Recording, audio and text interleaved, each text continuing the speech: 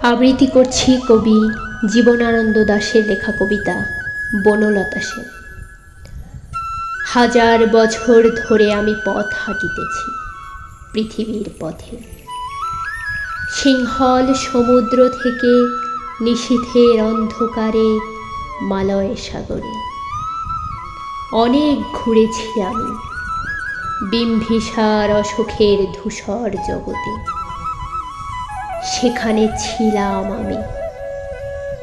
আরো দূর অন্ধকারে বিদর্ভ নগরে আমি ক্লান্ত প্রাণ এক, চারিদিকে জীবনের সমুদ্র সফেদ।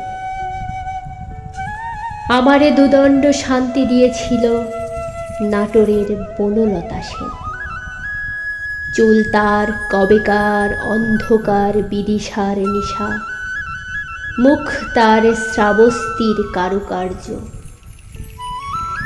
অতি দূর সমুদ্রের পর হাল ভেঙে যে নাবিক হারায়েছে দিশা, সবুজ ঘাসের দেশ যখন সে চোখে দেখে দারুচিনি দ্বীপের ভিতর, তেমনি দেখেছি তারে অন্ধকারে।